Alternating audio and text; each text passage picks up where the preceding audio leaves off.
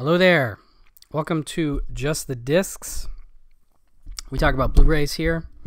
And for this little round, I've got a couple more from Kino for the month of November. They've got a lot of good stuff coming out. This is a couple more 4K releases that I would call, pick of the month material for me, basically. And I'll start with a true classic, in my opinion, for me anyway, a favorite of mine since it came out in 1999, and that is Mystery Men.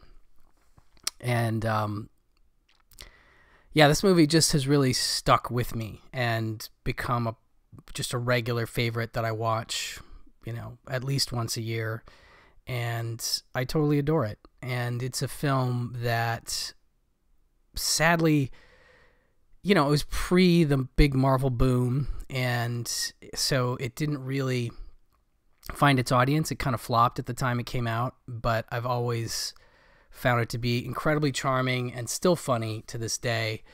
It is the story of Champion City, which is a mythical, stylized city where criminals have been ostensibly cleaned up by a superhero named Captain Amazing, and he is played wonderfully by Greg Kinnear, and he is so good at what he does. He's such a superhero that he's taking care of all the arch criminals, and there's really nothing left. And the beginning of the film opens with a siege on a sort of a nursing home party, and we see Captain Amazing show up. But first we see the other guys, and they are the mystery men of the movie. They are Mr. Furious. They are the Shoveler. They are Blue Raja. And then later we're introduced to the Invisible Boy and the Bowler and the Spleen. And it's quite a ragtag group. The Shoveler, as you can see, played by William H. Macy. Mr. Furious, played by Ben Stiller. And the Blue Raja, played by Hank Azaria.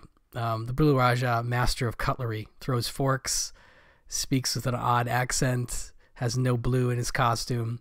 The Shoveler hits people with his shovel. Mr. Furious is a powder keg of anger, and that's kind of his power. But they're all very funny, and they are sort of the second or third tier superheroes defending Champion City. And when Captain Amazing decides that he has to he's losing endorsements, like he has all these endorsement contracts and things, he has to get somebody out of jail to help him have a good villain again. So he helps free Casanova Frankenstein, who is played by Jeffrey Rush, who is a master villain and who unfortunately outsmarts Captain Amazing and leaves just the second tier superheroes to defend Champion City. And so it's super fun to see them, working their day jobs and fighting crime at night and eating at this diner where Claire Forlani is very dismissive of them.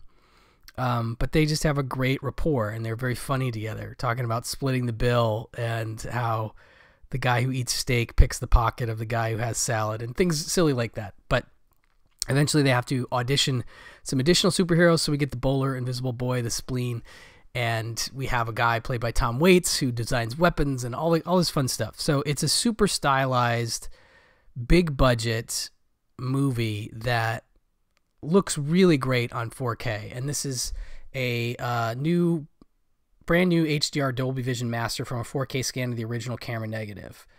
And I was really delighted with how good it looks on 4K.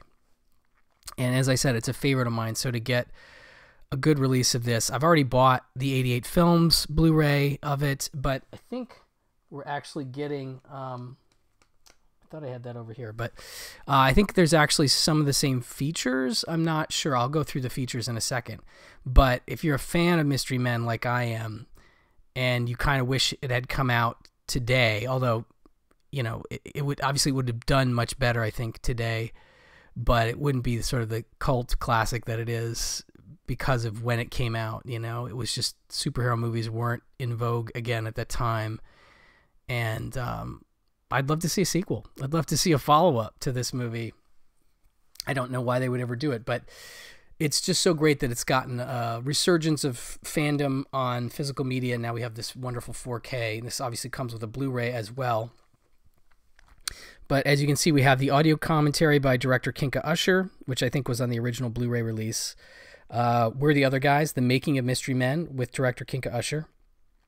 I'm a Superhero Mother, The Costumes of Mystery Men with designer Marilyn Vance. Inside Champion City, The Effects of Mystery Men with VFX supervisor Todd Tucker. Disco is Life, The Scores of Mystery Men with film music historian Daniel Schweiger. Spotlight on Location, the original making of Mystery Men, deleted scenes, and a theatrical trailer. But a very nice 4K, definitely one of my picks of the month from Kino, who again is having a good month. This is my second round of picks of the month from their offerings for November. And I love the 4K game that they're bringing. It's really, really great. The next film I'm going to talk about also looks great. And they're just, you know, they've got this Universal deal, and it's great to see these Universal and Paramount films coming out through Kino. Anyway, highly, highly recommended. Mystery Men, very funny stuff. As you can see, a great group there. And of course, I didn't even mention Paul Rubens as the Spleen with his silent but deadly gas attacks. Very entertaining movie. And yeah, just a wonderful cast of folks, and just a gem. I love it. So that is Mystery Men. And then we have High Plains Drifter. And this is from 1973. This is directed by Clint Eastwood himself, stars Clint Eastwood himself. He is doing another sort of mysterious man Western. This is obviously post all the Sergio Leone stuff. But this film is dark and unsettling and funny and weird. Eastwood plays this stranger that comes to this small coastal town called Lago, and he claims he was just coming through to get a bottle of whiskey, but when he's sort of harassed by three sort of gunfighters that the town has effectively hired to protect them from three other bad guys who they sort of railroaded into jail some years prior and who are now getting out of jail. Anthony James and Jeffrey Wright are a couple of they're three brothers, and they're very good as these evil brothers. So they're getting out of jail. The idea was basically that they would these gunfighters would defend the town from these dudes who are clearly coming back for revenge and want to burn the entire town to the ground. But they make the mistake of messing with Clint Eastwood, and he shoots them within the first 5 minutes of the movie. It's a great scene in a barbershop, and then the town is sort of beholden to him to try and get him to help them with their problem now that he's killed off the guys that were going to save them. And Eastwood is like, why should I help you? You know, I don't really like this town. And we see early on a flashback of something, and I'm not going to give away what that is, but it is something that could indicate a connection between Eastwood and this town. And so you get a sense that he maybe has a vendetta, something's going on. But so he decides, once they offer him carte blanche, basically anything you want in this town, we'll give it to you. He sort of takes over, he names a new sheriff, he, you know, is just giving things away to other people. He wants the entire town painted red. He makes all these crazy requests. And the town is so afraid of dealing with these brothers that are coming back that they decide to go along with it, at least in part. And you maybe have some folks that don't want to do what he's asking them to, and that becomes a conflict in and of itself. But it's a great again, dark, mysterious Eastwood role, great tough guy role. Like, he doesn't say a whole lot, and what he does say is interesting, and he's very unscrupulous. Like, he's not a likable guy. He does some very unscrupulous things very early in the film. And so it becomes this balance of like, how do I feel about these townspeople? And the more I get to know them, what do I think of them versus what he's doing to them and how that feels. And so it's, again, just a fascinating, mysterious, dark watch, and leading up to, like, some kind of big climactic thing, you think.